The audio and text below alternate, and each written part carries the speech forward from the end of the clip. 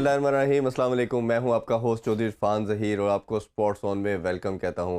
नाज़रीन, आज special show में हमारे गेस्ट भी बहुत स्पेशल हैं, पाकिस्तानी इंटरनेशनल क्रिकेटर भी हैं।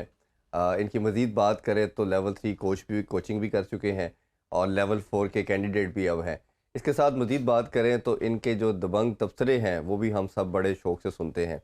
हमारे साथ शो में मौजूद है वन एंड ओनली मुजाहिद जमशेद। अस्सलाम वालेकुम मुजाहिद भाई, बहुत शुक्रिया आपने स्पेशल टाइम दिया आज हमें।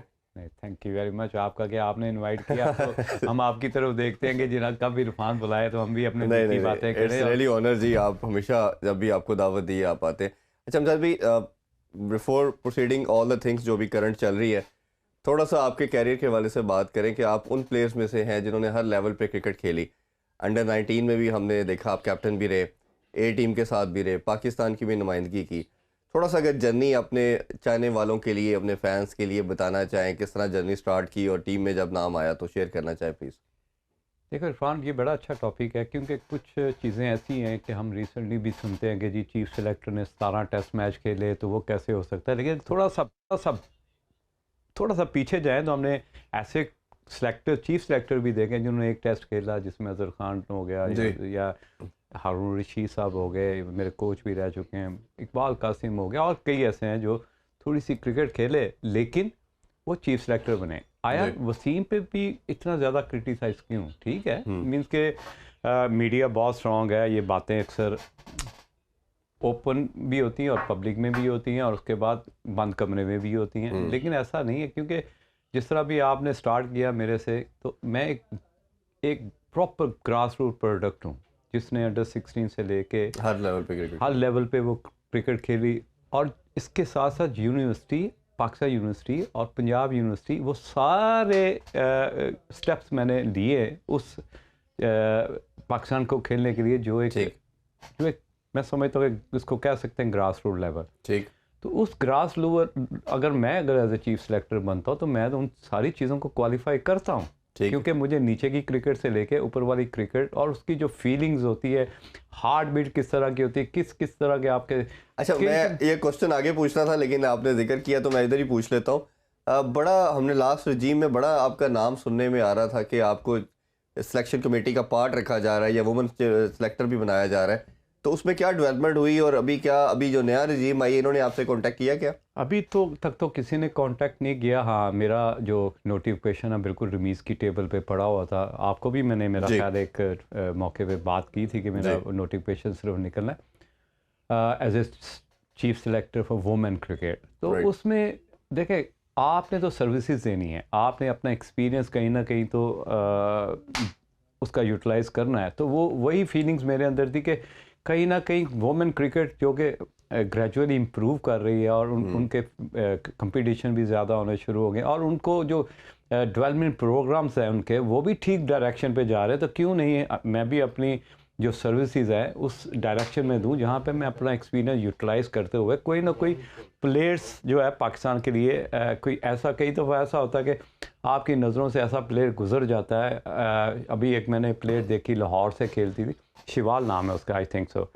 तो उसमें वो सारी चीज़ें जो एक इंटरनेशनल प्लेयर्स में होनी चाहिए, अभी वो अंडर 19 है या अंडर 16 है, तो ऐसी प्रोडक्ट जब आपके सामने से गुजरती है तो आप उसके लिए फिर एफर्ट करते हो, फिर एंड तक देखते हो कि इसका आउटकम क्या निकलता है। अगर पॉजिटिव आउटकम निकलता है तो यू फील प्राउड कि जी आपने भी अपनी कंट्रीब्यूशन, अपना एक्सपीरियंस शेयर करते हुए इस कंट्री को दिया है और उसका ये मुंह बोलता सबूत है। तो ये सारी चीज़ें थी जिसकी वजह से मैं समझता हूँ कि वाह, लिटिल बिट एक्साइटेड कि यार चलो मैं उस पोजीशन में, अपने किसी भी जगह पे अपना रोल प्ले करना चाह रहे हैं। अनफॉर्चुनेटली मुजाहिद भाई, होता क्या है कि हमारे जितने भी एक्स क्रिकेटर है ना, वो या तो किसी तरह हेड कोच के चक्कर में है या वो चीफ सेलेक्टर मेन में जो मैन है उनके वो बनना चाहते हैं, या उससे अगर लार्जर चले जाएं तो हर प्लेयर जो है वो अब चेयरमैन पीसीबी भी बनना चाहता है। इस पे मैं आपका सेपरेट टेप ले, थोड़ा सा मुझे अपना कैरियर के हवाले से अगर आप कुछ चीज़ें शेयर करना चाहें, किस तरह क्रिकेट स्टार्ट की और फिर टीम तक का जर्नी जो था। क्रिकेट देखे, जिस तरह आपने भी क्लब क्रिकेट स्टार्ट की उसी तरह क्लब क्रिकेट की लेकिन कई दफ़ा कोई ना कोई आपको बता देता कि आप में टैलेंट है, अगर आप राइट डायरेक्शन पे मेहनत करेंगे। देखें, मेहनत खोता भी करता है, देखें आज आगे वो खोता ही है लेकिन क्योंकि वर्क स्मार्टली करना बहुत ज़रूरी है। आगे आपकी किस्मत, क्योंकि मुझे याद है कि जब मैं ऑस्ट्रेलिया का मेरा टूर था तो आई रिमेंबर के डेविड बून उनके कोच थे खैर उस वक्त, तो वो मेरे पास आए, वो जेफ मार्श, तो कहते कि अभी तुम्हारा पहला मैच है, लेकिन यू रिमेंबर दैट कि 75% लक है इस फील्ड में, इस दुनिया में। आप दुनिया वो उसी एक इन्वायरमेंट है इंटरनेशनल। तो मुझे आज भी याद है कि मैं ऑस्ट्रेलिया के जब हॉबर्ट में मेरा डेब्यू था अगेंस्ट ऑस्ट्रेलिया, तो वो मैच जीतना हमारे लिए बड़ा क्रूशल था। और उस वक्त जब पाकिस्तान के 20 ओवरों में 18 रन से और 4 विकेट गिर गई हुई थी, लगता यही था कि ज़्यादा से ज़्यादा 50-60 रन हम करेंगे और उसके बाद हम मैच हार के अगली फ़्लाइट लेके हम वापस चले जाएंगे। लेकिन मैंने और मोइन ने वहाँ पे मोहम्मद वसीम ने जो चीफ सेलेक्टर एक कंट्रीब्यूशन की जो 72 रन की थी, उसकी वजह से हम 149 पे पहुँचे। हाँ। जब मैं बैटिंग करने भी आया इरफान, उस वक्त भी मेरे पे प्रेशर था क्योंकि मेरा डेब्यू था ऐसे ही। और मुझे याद है जब मुझे अननोन वसीम अकरम ने मुझे कहा कि इस एंड से बॉल करना है, आज भी अगर उस 4 ओवर के फिगर को देखे, 4 ओवर में मैंने 6 रन देखे, उस वक्त टॉप का बैट्समैन। चलिए मैं इधर से कंटिन्यू करूंगा, अभी छोटा सा कमर्शियल ब्रेक लेते हैं। Anyway stay with us.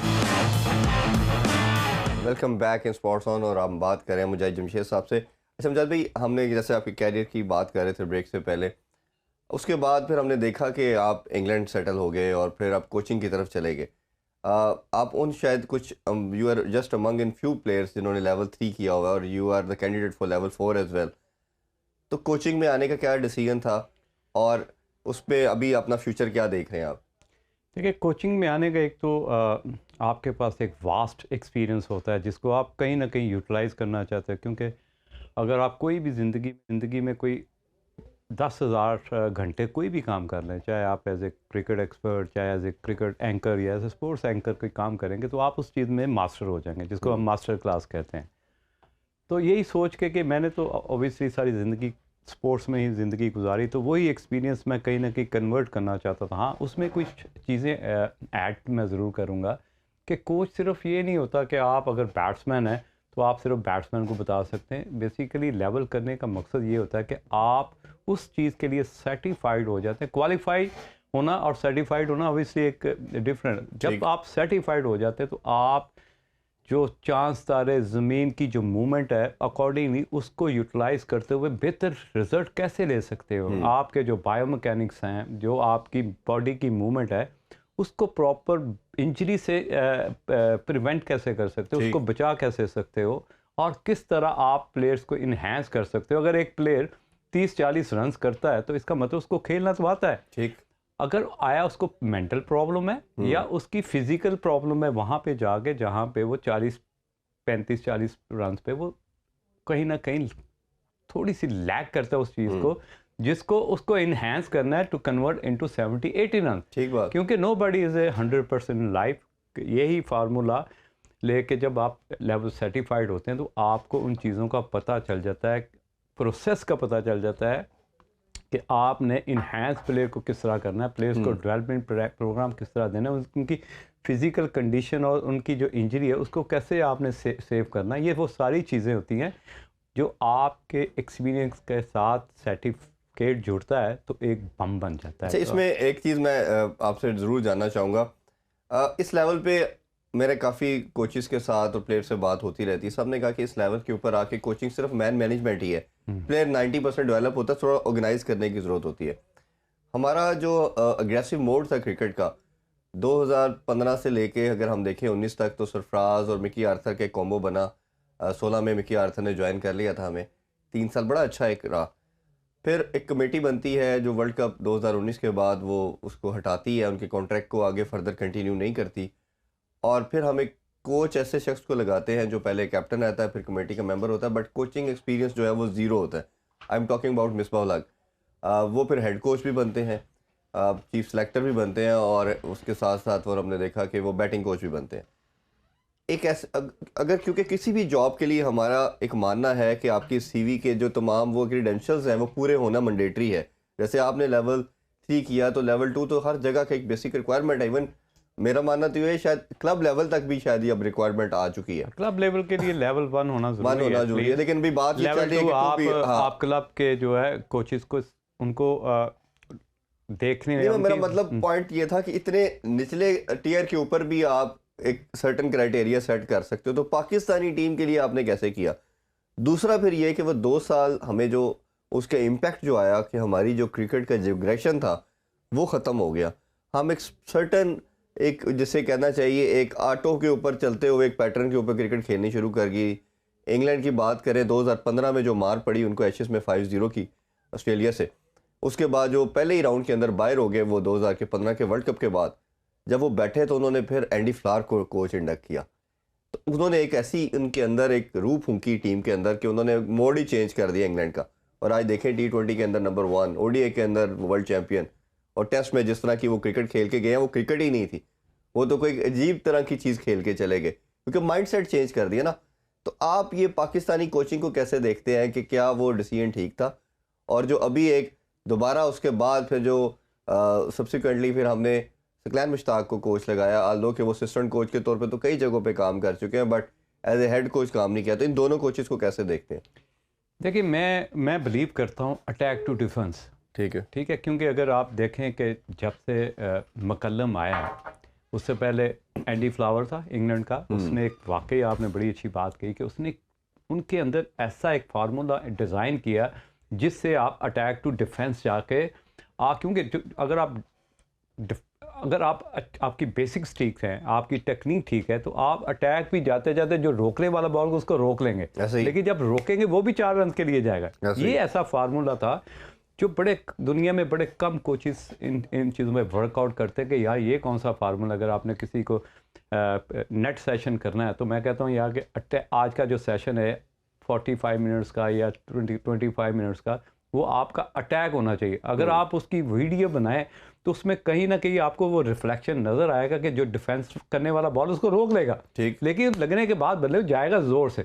ये वो एक चेंज थी जो एंडी फ्लावर लेके आया, उसको इम्प्लीमेंट किया आके मकल्लम ने। क्योंकि मकल्लम के बाद अगर उनकी टेस्ट क्रिकेट की हिस्ट्री देख लें, जिस तरह बैरस्टो ने जिस तरह की 3-4 इनिंग्स तय के लिए उस सिचुएशन में जहाँ पे मैच ड्रॉ भी हो सकता था, जीत भी सकते हैं, लेकिन वो ड्रॉ के लिए कभी नहीं गए। अभी आपने देखा कि रिसेंटली न्यूजीलैंड ने भी एक ऐसी डिक्लेरेशन की, इंग्लैंड ने भी ऐसी डिक्लेरेशन की जिस अगेंस्ट पाकिस्तान, जहां पे उनको पता था इनका माइंडसेट किस तरह का है। आया ये न्यूजीलैंड तो थोड़ा सा डिले कर गई, इंग्लैंड ने तो बहुत पहले कर। आई स्टिल बिलीव कि वो एक ऐसा था कि 100 ओवर्स में 320-16 रन दे रहे हैं। दैट मीन्स कि आप ऑलमोस्ट उस ग्रेडीनेस दे रहे हो आप उस टीम को कि आप जीत भी सकते हो और उस सिचुएशन में आप मैच ड्रॉ भी कर सकते। दोनों सिचुएशन में पाकिस्तान विन विन सिचुएशन में था। ऐसा ही है। ठीक है, उस सिचुएशन में डिक्लेयर करना ये एक ब्रेवली एक डिसीजन होता है, जो कि हमने देखा न्यूजीलैंड में भी। और इंग्लैंड की अप्रोच में माइंडसेट देखें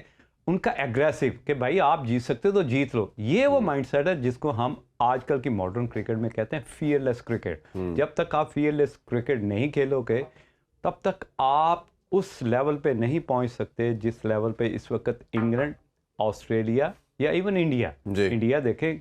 मैं हमेशा आपके प्रोग्राम में ये बात करता था कि सूर्या कुमार यादव एक नई एक चीज़ें लेके आया मॉडर्न क्रिकेट की, जिसमें आप डरते नहीं है आउट होने से। ऐसे ही जब आपके अंदर डर नहीं होगा तो आपके रिजल्ट बेहतर निकलेंगे। ये डर ख़त्म करना होता है कप्तान ने और कोच ने। ये नहीं होता कि आपको कि यार ये सीरीज हो रही कि आपको 4 इनिंग्स दे दी कि यार आपको खुला एंड दे दिया। जैसे ही आप 1-2 मैच में फ्लॉप हो गए आप अपना प्लान तैयार कर लेते। ऐसा ही। तो ये वो जो प्लानिंग चेंज करने वाली हैबिट है, इसको चेंज करना पड़ेगा कि एक प्लान जो कोच कप्तान दे और रस्से के बाद 2 इनिंग्स बुरी खेलने के बाद अपना प्लान तैयार कर ले। तो ये माइंडसेट। तो आप इन दोनों कोचेस की जो प्रोग्रेस थी, आप उससे सेटिस्फाइड हैं जो इन्होंने काम किया? कैसे देखते हैं इनको ओवरऑल समराइज करें अगर? देखें, habit can not be change. तो वो हैबिट हमें उनकी रिफ्लेक्शन नज़र आई, वो जो डिफेंसिव अप्रोच माइंडसेट के साथ कि जी जनाब अगर 300 रन आप चेस कर रहे हैं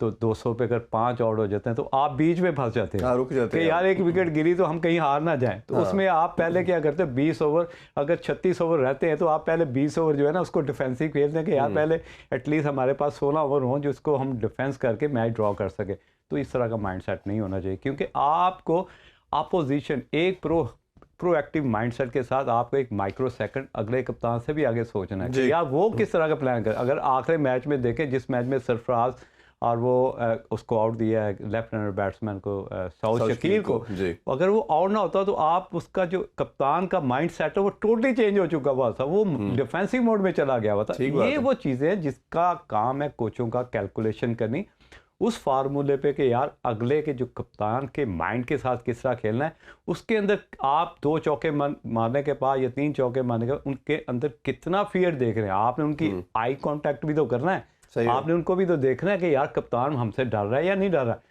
जैसे ही उसे पता चला कि अब सऊद शकील आउट हो गया, सरफराज आउट हो गया, उसने घेरा डाल लिया। तो वो प्रेशर या वो सिचुएशन है, ये कोचों को एक्सपर्ट होना पड़ता है। अच्छा, अभी थोड़ा सी मॉडर्न टाइम की या क्रिकेट की बात करें तो अभी जैसे ही नई रजीम आई उन्होंने मिकी आर्थर को बड़ा बैक किया कि हम उनको लेके आएंगे, बट अनफॉर्चुनेटली वो नहीं हो पाया। मेरे ज़राए के मुताबिक एंडी फ्लावर को भी कांटेक्ट किया गया, उन्होंने भी कहा कि मैं लीग कोचेज़ में ज़्यादा सेटिस्फाइड हूँ, मैं पूरा टाइम नहीं दे सकता। मेरी अपनी पर्सनल भी उनसे बात हुई 2-3 दफ़ा, उन्होंने कहा कि मैं ज़्यादा I want to spend more time with my family, वो नहीं आए।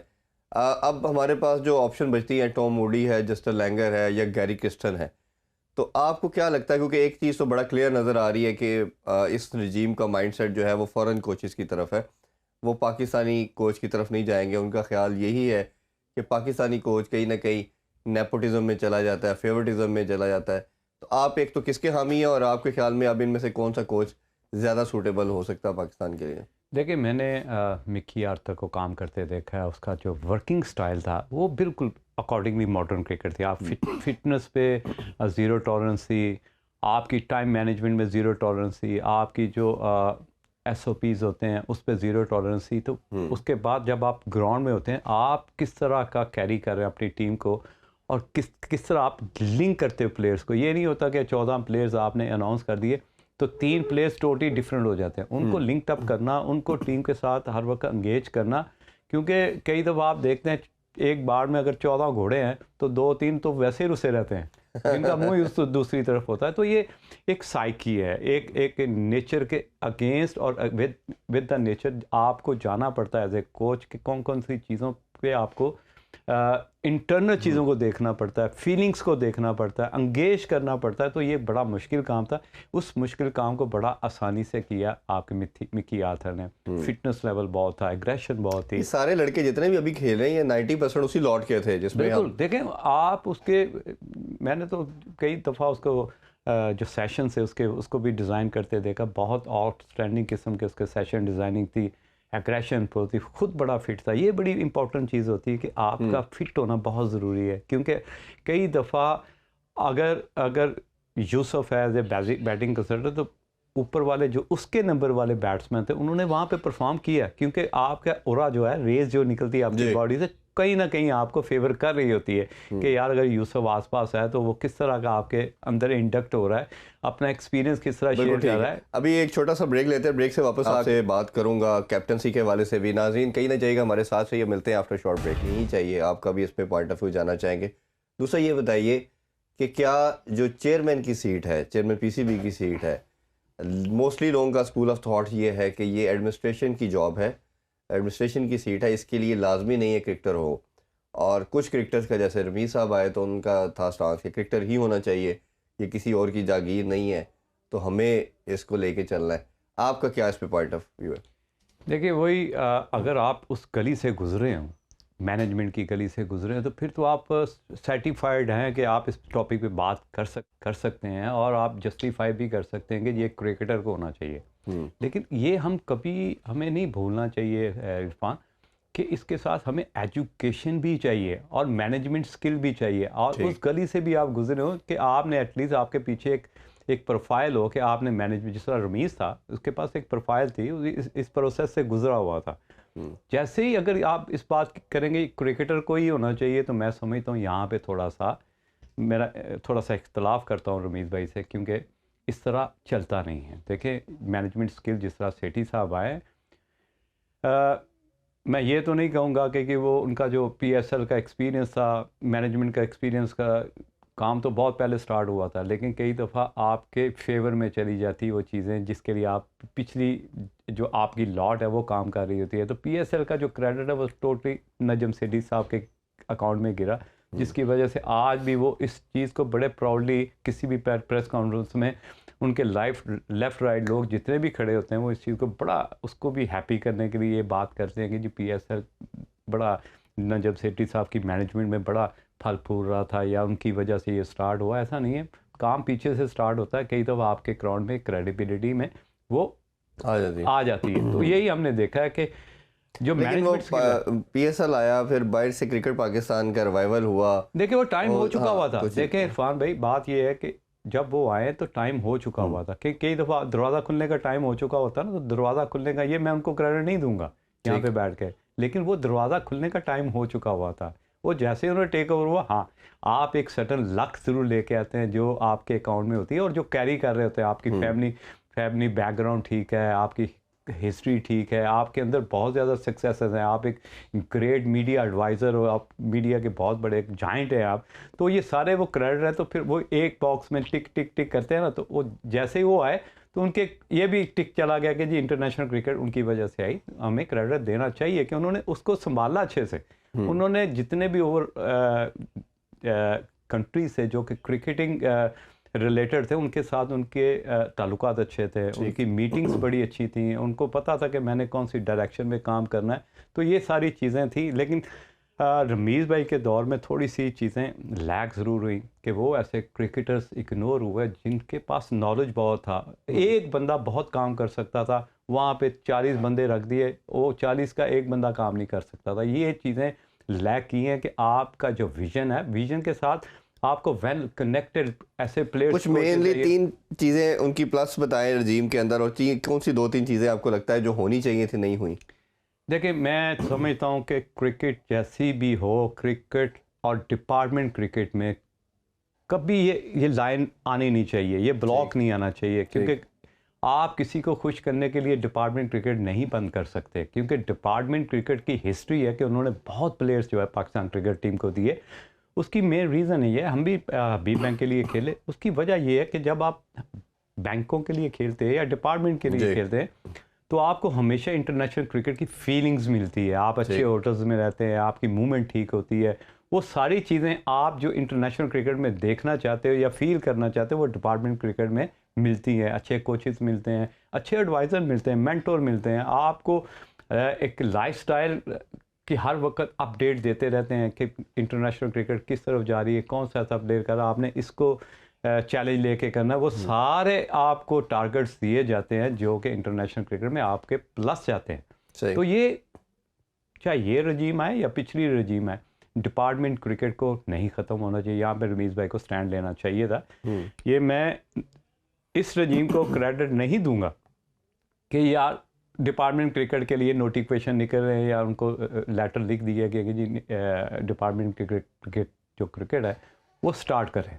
लेकिन मकसद मेरा कहने का ये कि रजीम कोई भी है, डिपार्टमेंट क्रिकेट नहीं बंद होनी चाहिए। ये टॉपिक ही नहीं होना चाहिए। इसमें बड़ा इंपॉर्टेंट फैक्टर ये है ना मुजाहिद भाई कि हमारा प्रोग्रेसिव कंट्री नहीं है, और अब ये देखें कि अब हमारा तकरीबन 700-800 लड़का जॉबलेस हो गया। और जिस तरह अगर हम ऑस्ट्रेलिया के मॉडल की बात करते हैं, इंग्लैंड के मॉडल की बात करते हैं, दे आर डेवलप्ड कंट्री, तो उनके लिए मुश्किल नहीं है, स्टेट ही सबको पालती है। हमारा लड़का एक इंडिविजुअल नहीं है, वो पूरी फैमिली को रन कर रहा होता है। फैमिली आगे, पेरेंट्स आगे, बच्चे, बीवी और भी कुछ उसकी जिम्मेदारियाँ होती हैं। अब बेचारा कोई राइड चला रहा है, राइडर बन गया, कोई बेचारा बर्गर लगा रहा है, कोई कुछ कर रहा है, कहीं उन्हें क्रिकेट छोड़ दी। और जो मेरी नज़र में सबसे बड़ा नुकसान इसका नज़र आया कि अभी जो 192 लड़कों के एम्बिट के अंदर आपने PCB ने 6 टीमें बना के रखा, आपको ये लड़के 4-5 साल तो सर्व कर देंगे, नीचे से नई लौट नहीं आपको आएगी। देखें ना, एसोसिएशन है, रीजन है, क्लब्स हैं, फिर आपका एक सेकंड टियर जिन्होंने नीचे से सप्लाई प्रोवाइड करनी है, वो चेंज जुड़ गया।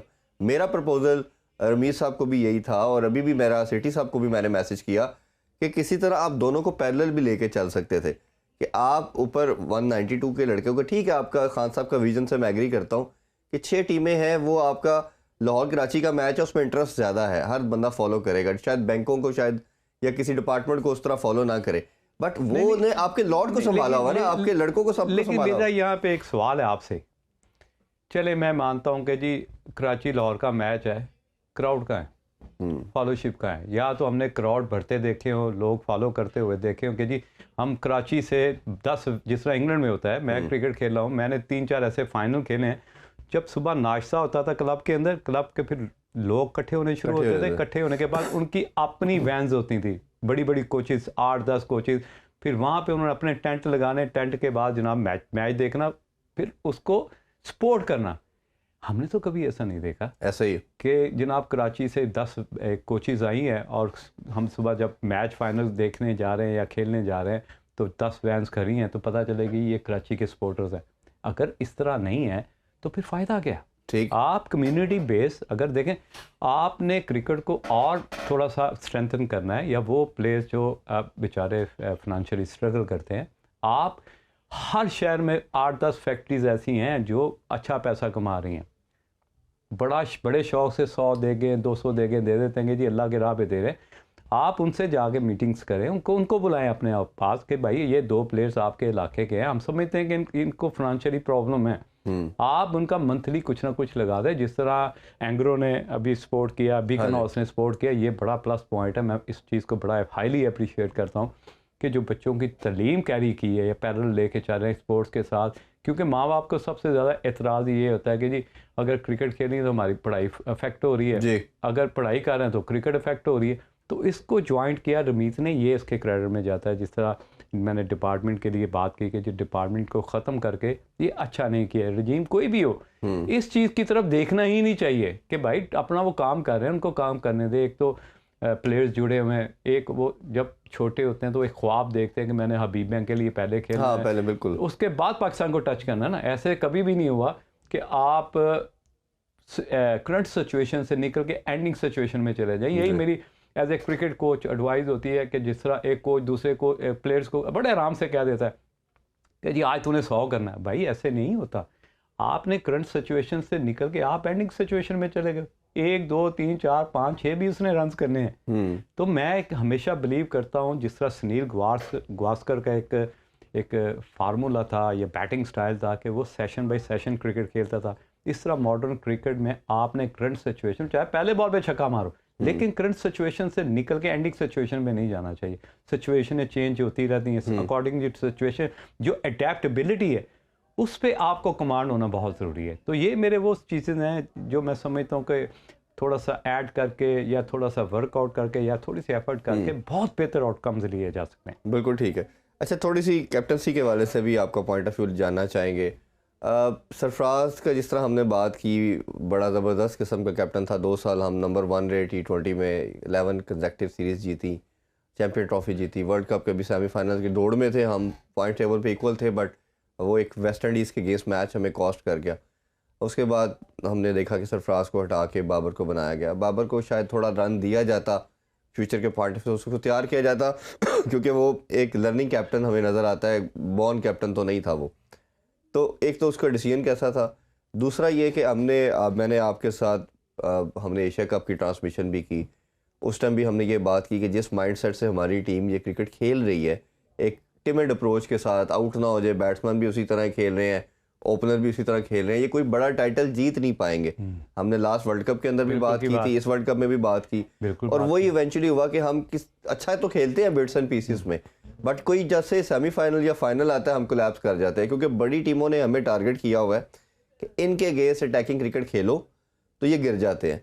ये ऑस्ट्रेलिया ने भी हमें पकड़ा हुआ है, इंग्लैंड ने भी पकड़ा हुआ है, न्यूजीलैंड ने भी समहाउ हमें पकड़ा हुआ है कि इनके अगेंस्ट अटैक करो तो ये दोबारा उठते नहीं है। तो ये इस पे काम उन्होंने करके वो हमारे अगेंस्ट आ रही है। इंडिया ने भी समहाउ ये देख लिया हमें। तो आप बाबर को एज ए प्लेयर, तो मेरा ख्याल है दुनिया में कोई भी डाउट नहीं करेगा, वन ऑफ द बेस्ट है। बाबर को एज ए कैप्टन कैसे देख रहे हैं, और हमारी जो टीम की परफॉर्मेंस है उसका बाबर की परफॉर्मेंस के साथ कैसे लिंकअप कर रहे हैं आप? देखिए, इस टॉपिक पे हम बड़ी दफ़ा बात कर चुके हुए हैं। कुछ एबिलिटी ऐसी थी, अगर मैं सपोज ये 2 चीज़ें होल्ड करता हूँ तो तीसरी चीज़ होल्ड नहीं कर सकूँगा, मैं फिर यहाँ भी लेके आऊँगा ना। तो एज ए कैप्टन आपको एक चीज़ नहीं, 5-6 चीज़ें कैरी करके, एक तो टीम सिलेक्शन और राइट टीम सिलेक्शन, फिर आपने अपनी परफॉर्मेंस इसलिए कि आपका इम्पैक्ट दूसरों पे बड़ा स्ट्रॉन्ग रहे। उसके बाद आपने सिलेक्टर के साथ भी फाइट करनी है।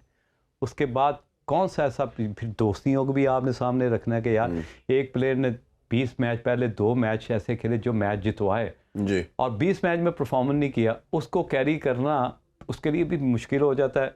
उसके बाद ये वो चीज़ें हैं जिसको आप 5-6 चीज़ें कैरी करके फिर आपने अपनी इंडिविजुअल परफॉर्मेंस को ज़्यादा प्रेफरेंस देनी है, जी। क्योंकि सेल्फिश एज ए कैप्टन आप सेल्फिश हो जाते हो। फिर अगर आप फील्डिंग कर रहे हैं तो आपकी जो डिसीजन मेकिंग है अकॉर्डिंग टू सिचुएशन वो किस तरह की है, हम देख रहे हैं। बहुत लैक की इसने ऐसे मैच जीते हुए इसने लूज किए हैं मैच जो हम दोनों यहाँ पे बैठ के चीखते थे यार कि हाँ, जैसे वर्ल्ड कप के फाइनल की बात कर लें, ये सेमीफाइनल इसका पर्सनल डिसीजन है बाबर का कि उसने आया अपनी कैरियर को प्रलॉन्ग करना है या और मीडिया की नज़रों में आना है। एबिलिटी एज ए कैप्टन उसमें नहीं है, क्योंकि एबिलिटी होने में आपको शार्प डिसीजन कई दफ़ा ऐसा होता था कि वर्ल्ड कप में हमने देखा कि 4-5 मैचों में उसने इफ्तिखार से बॉलिंग नहीं करवाई। हाँ, और एकदम से लोगों ने कहना शुरू कर दिया या मीडिया का प्रेशर आया, उसने देखा एक मीडिया यूट्यूब पे जी बाबर को इफ्तिखार से बॉलिंग करवानी चाहिए तो अगले मैच में आपने बॉलिंग करवा दी। इसका मतलब आपका अपना माइंड नहीं है, नवाज से लास्ट ओवर करवा दिया देखिए इंडिया के अगेंस्ट लास्ट ओवर करवा दी। इसका मतलब है कि आप दूसरों की भी बात सुनते हैं और आपके अपने भी डिसीजन वीक हैं। तो ये सारी मिली जुली इसको थोड़ा सा अगर हम कंपैरिजन में देखें तो हमने देखा कि सचिन तेंदुलकर दुनिया का नंबर 1 बैट्समैन था अपने टाइम का, बट वो कैप्टन अच्छा नहीं था। उसने खुद रियलाइज किया, उसने कैप्टनसी छोड़ी और फिर रन के भरमार वो लगाते चले गए। अभी रिसेंट टाइम में विराट कोहली जिस तरह एक डेकेड का या 12-13 साल का वो जाइंट किस्म का बैट्समैन है, उसने भी बायलैटरल सीरीज में तो परफॉर्म कर जाता था बट कीवर्ड नहीं जिता सका। और जैसे जब उसने देखा 2-2.5 साल उससे सेंचुरी नहीं हुई, रन वो कर रहा था बट बड़ा रन जो उससे एसोसिएट किया जाता था नहीं हुआ, तो उसने कैप्टनसी छोड़ी। और छोड़ने के बाद देख लें उन्होंने क्या फिर दोबारा वही चीज़ें करना शुरू कर दी अपनी कौम के लिए। तो आपको लगता नहीं है कि कई दफ़ा आप किसी से सीख भी सकते हो कोई डिसीजन लेने, अगर कोई दूसरा गाइड आपके आगे पीछे वाले नहीं आपको कर रहे तो एज ए प्लेयर भी आप इन चीज़ों से अंडरस्टैंड कर सकते हो? बिल्कुल। अगर मैं यही आपकी बात को लिंक अप करूं इरफान, तो गैरी कर्स्टन जब इंडिया का कोच आया तो उसमें लक्ष्मण, ड्रेवर्ड, सचिन तेंदुलकर, सहवाग, गंगोली, ये सारे ऐसे प्लेयर्स थे जो खुद से ही कोच बन चुके हुए थे। ऐसे ही उनकी एबिलिटी, उनको पता होता था कि हमारे में कौन सी वीकनेस है।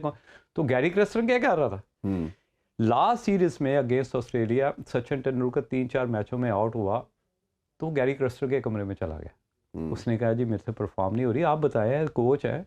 उसने कहा बात यह है कि तुम इतने बड़े प्लेयर हो, अगर तुम खुद ही चल के आए तो मैं तुम्हें बताता हूँ कि तेरी जो बैक हाई लिफ्ट है वो थोड़ी सी ऊंची है, बॉलर तेज है, बल्ला आते हुए थोड़ा टाइम कर रहा है जिसकी वजह से बोल्ड और एलबीडब्ल्यू हो रहा है। अपनी जो हाई बैक लिफ्ट है उसको नीचे कर ले तो मैनेज कर लेगा पेस को।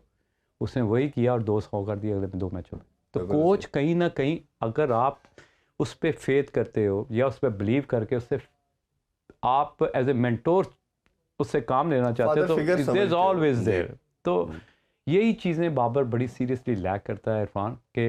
एक तो उसने परफॉर्मेंस इतना कर दिया है कि अब वो खुद समझता है कि मैं जो डिसीजन मेकिंग करूँगा कि वो परफेक्ट होगी, वो टीम की फेवर में जाएगी। ऐसे होता नहीं है। कई दफ़ा आपको जिस तरह विराट की बात की, सचिन की बात की, ये प्रेशर तो आपके ऊपर होता है। अगर 100 भी कर दिए तो 100 करने के बाद आपने 319 रन लगा दिए, दूसरी टीम ने आके 100 रन कर दिए 9 ओवरों में, तो प्रेशर तो आ गया आप पे।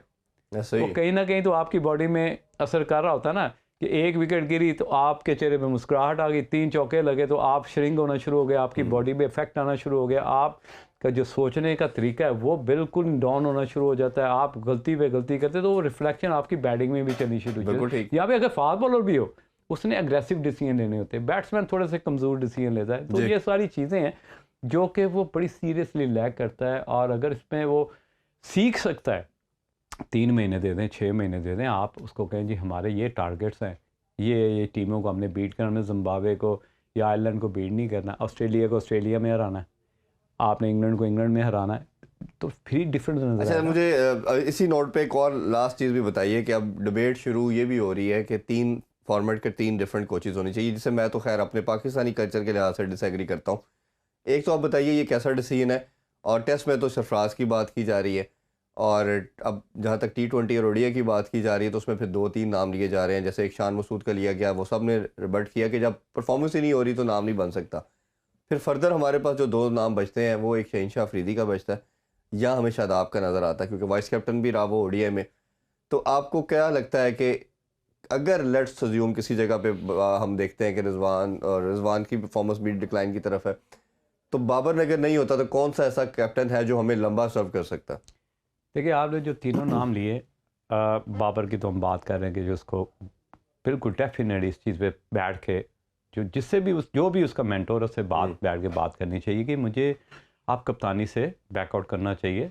अगर आप बड़े शौकीन हैं कप्तानी के तो वनडे में ले ले भाई, आप नंबर 1 हो, आप अच्छा परफॉर्म कर रहे हो, वहाँ पे आप में नज़र आता है या कैलकुलेशन में इसका माइंड भी ज़्यादा काम करता है, बेहतर रिजल्ट है और बॉलरों को 10 ओवर करने पड़ते हैं, इस अकॉर्डिंगली उसको यूज़ भी करना आता है।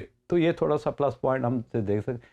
अगर दूसरी तरफ चले जाए शाहीन अफरीदी की तरफ, तो शाहीन अफरीदी ने अभी रिसेंटली एक कंपटीशन जीता, एग्रेसिव अप्रोच के साथ आया। याद है आपको, एक ओवर में उसने 24 रन भी कर दिए।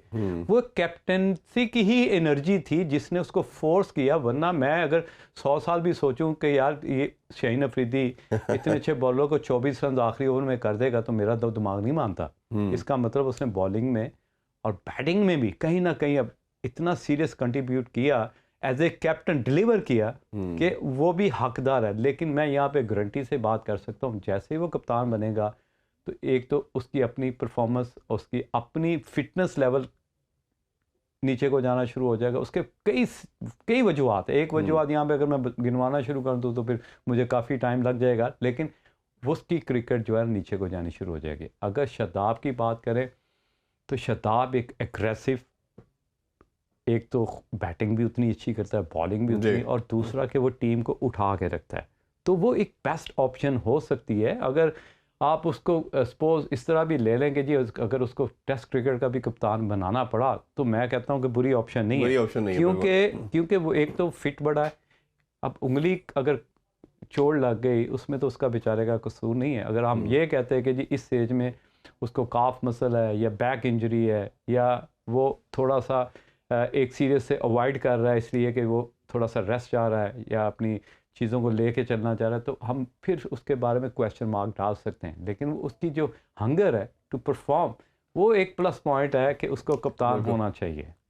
मैं शादाब के हक में इसलिए हूँ कि हमने शाहीन को भी बचाना है, हमने बाबर को भी बचाना है। ठीक, बाकी वो तो परफॉर्म बैटिंग बॉलिंग हमारी तो यही दुआ है जी, जो अच्छा परफॉर्म करे और पाकिस्तान के लिए बेहतर हो। मुजाहिद भाई बहुत बहुत शुक्रिया आपके टाइम का। इट इज़ ऑलवेज प्लेयर, आप हमेशा आते हैं और बड़े ज़बरदस्त किस्म के हमें तब से प्रोवाइड करते हैं। नाज़रीन, आपने बड़ा खूबसूरत गुफ्तगू सुनी मुजाहिद जमशेद साहब की।